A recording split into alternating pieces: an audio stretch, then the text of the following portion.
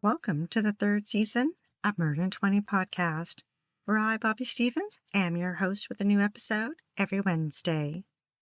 If you're a serious fan of true crime and love listening to podcasts, but don't want all that small talk, you've come to the right place. We get right to the facts. Murder in 20 episodes are concise and complete in 20 minutes. Less talk and more true crime. During the holiday season, we're featuring one of Murder in 20's most intriguing holiday episodes. Thanks for tuning in.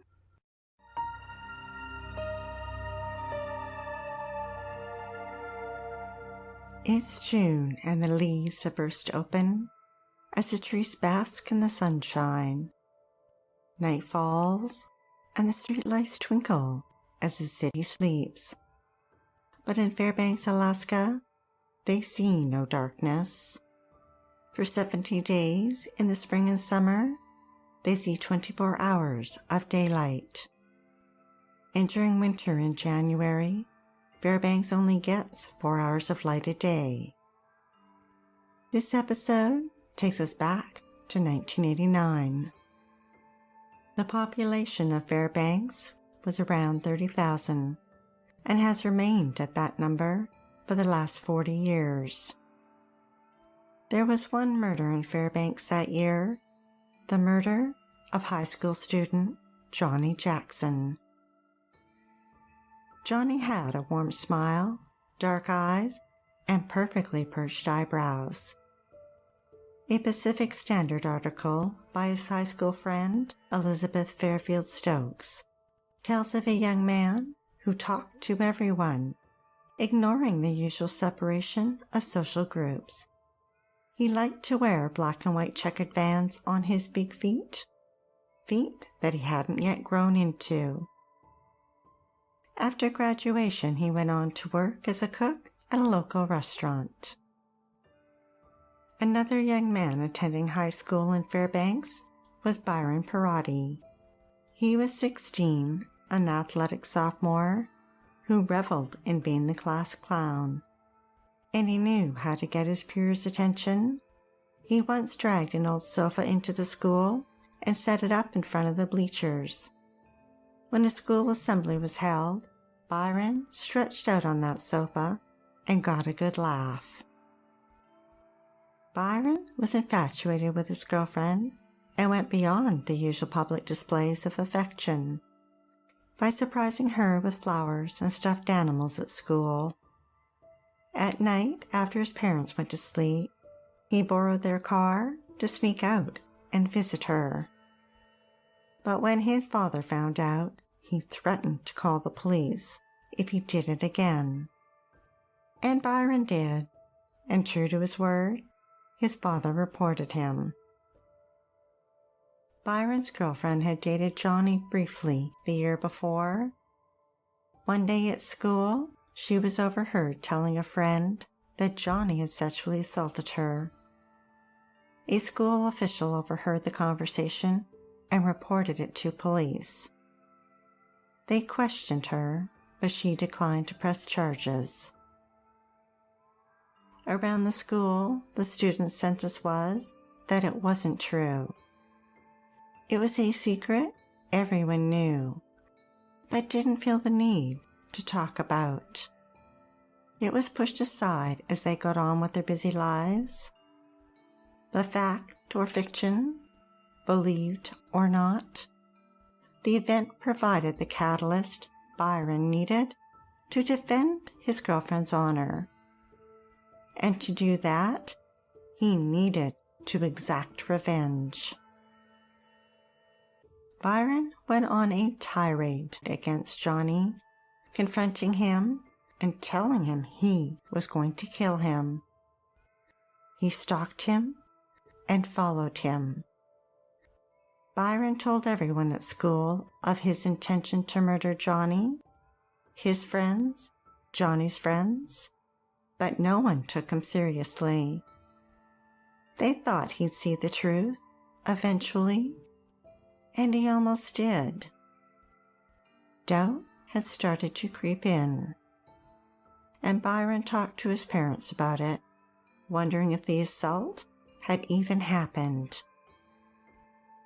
Court records reported that in May he wrote a letter to his girlfriend. This may sound egotistical and possessive, but he took something that was mine. It was and is a part of me. It was like he did it to me.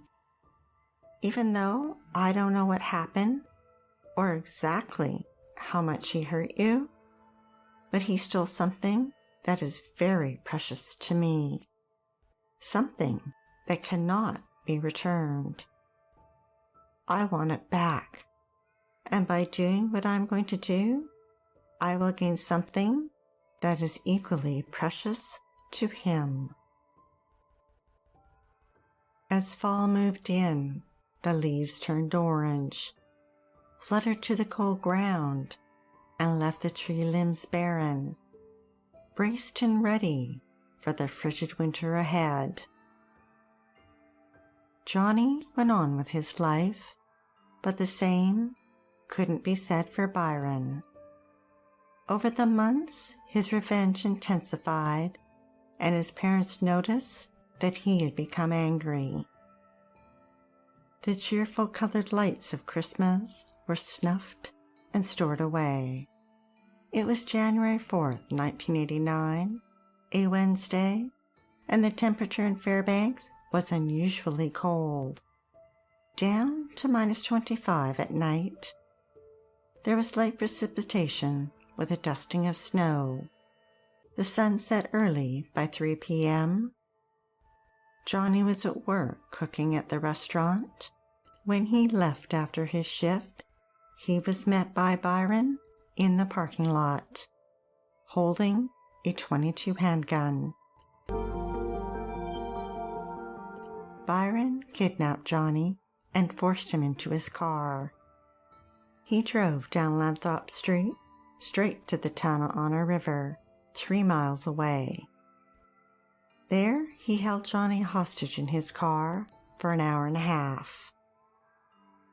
Johnny likely tried to calm him down, to talk him out of it. Byran ordered Johnny out of the car and forced him to walk to an island 100 yards away in the middle of the river. Byran raised his hand and pointed the gun at Johnny's head. In the dark of night, 2 loud shots rang out. Johnny dropped to the ground, dead at 18. Byran attempted to set his body on fire. When that didn't work, he stuffed his body under a mound of dirt along the riverbank. He removed Johnny's bank card from his wallet and used it at an ATM to steal $80. Then he contacted a friend and told him what he'd done and asked him to help him move Johnny's car to the airport to make it look like he'd left town. But his friend refused. That night, Johnny was reported missing. Johnny's disappearance made the news on the local radio station. A witness had seen him getting into a vehicle that wasn't his. Over the next few days, Byran didn't try to hide the fact that he'd executed Johnny in cold blood. In fact, he bragged to his friends about the murder, saying that he didn't regret it because Johnny deserved to die, and that when I shot him and I saw the look in his face, I've never been so happy in my life. But at the same time, I was sick to my stomach. The school and the community were buzzing about Johnny. It's not unusual for people in Fairbanks to go missing.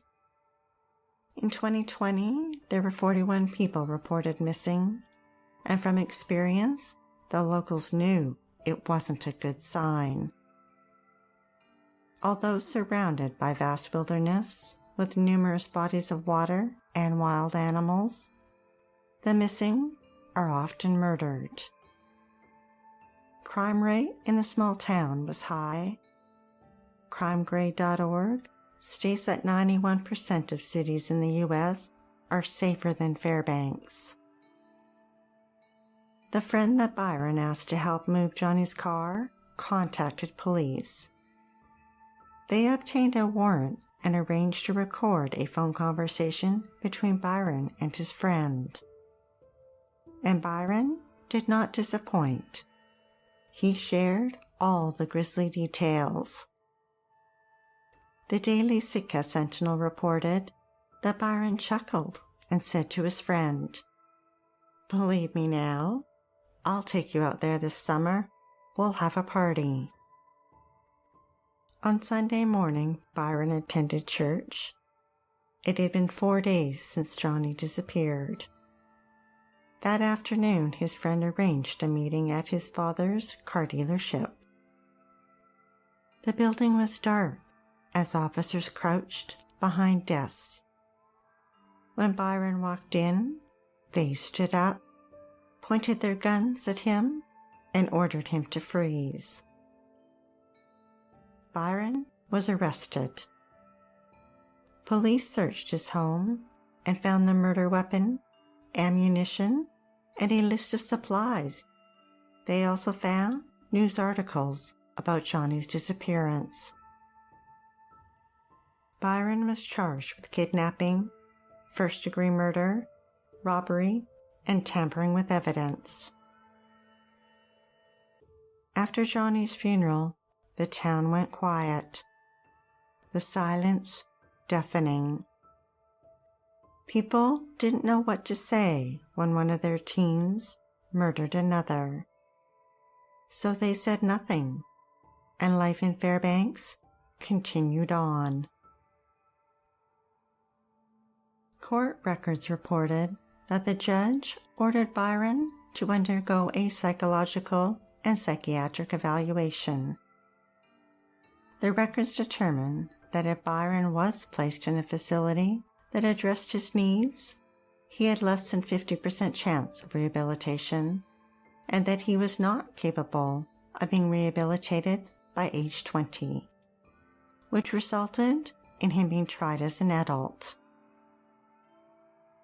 Byran was held at the Fairbanks Correctional Center when he somehow managed to get up on the roof. A correctional officer spotted him.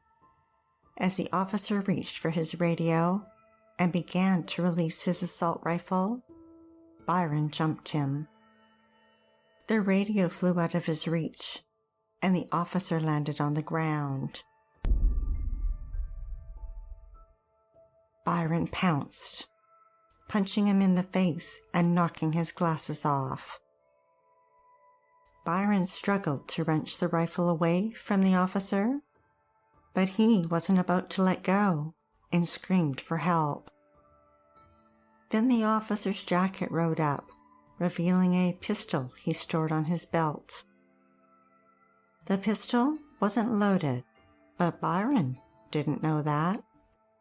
He grabbed it and stepped back, letting go of the rifle. In that split second, the officer went to fire a warning shot when he realized the magazine had fallen out. Byran now realized that the gun he held had no bullets. He apologized to the officer and surrendered. In October, 10 months after Johnny's murder, Byran entered a plea of no contest to first-degree murder. In exchange for his guilty plea, the state would drop the charges for kidnapping, robbery, and tampering with evidence. At sentencing, Byran's lawyer asked the court for leniency and to not throw his young life away. Byran took the stand and told the judge, "I guess the only thing I've come to ask for is that you punish me, not kill me." His voice was calm as he continued to say he was a bright kid, driven by his emotions for love and hate. The prosecution asked for the maximum sentence for a murder that was planned, and that Byran should be held accountable for his adult actions when committing an adult crime. Superior Court Judge J. Hodges agreed and sentenced Byran to 99 years. He would be eligible for parole after serving 33 years. Byran was incarcerated at the Spring Creek Correctional Center in nearby Seward, a maximum security prison that was built a year earlier to house violent offenders, many who will never step outside its walls. Byran's schoolmate Elizabeth visited him in jail, and although there were rumors that his girlfriend had recanted, Byran told her, "I didn't kill him because he raped her. I killed him because he wouldn't go away." In 1990, Byran was convicted on the attempted escape and assault on the corrections officer and sentenced to 15 years, bringing his total to 114 years. Byran appealed his sentence. In 1991, his parents testified that their son attempted suicide while in jail and that he doubted his girlfriend's story and was angry. But the Superior Court judge believed Byran was cold, calculated, and unremorseful, and resentenced the 19-year-old to 99 years. Back at the Spring Creek Correctional Center, 24-year-old Byran wasn't content serving his time. He and another violent inmate, Christopher Marcy, who'd been convicted of murder, burglary, and sexual assault, and was serving his sentence of 139 years, had heard that the prisoner's alarm system wasn't working. The two men had nothing to lose and used this information to their advantage. On March 14, 1994, they cut a hole in the fence and escaped. By 11:31 that night, they had been reported. Immediately, police set up roadblocks around Seward and went house to house talking to residents. They set up road checkpoints, the Coast Guard checked boat traffic, and a helicopter was brought in. Boxed in by law enforcement and Alaska's unforgiving icy cold, the two convicts surrendered within a day. In a statement Byran made years later, he said his punishment for escaping was 9 years in solitary confinement. After Byran's resentencing, Johnny's mother told the press that it gave her faith in the legal system, and she hoped that it would show kids how one lie can destroy many lives, and hoped that the sentence would deter other kids from taking the law into their own hands.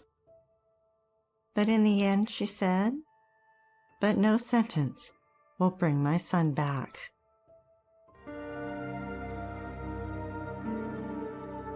Thanks for listening to Murder in 20, with less talk and more true crime.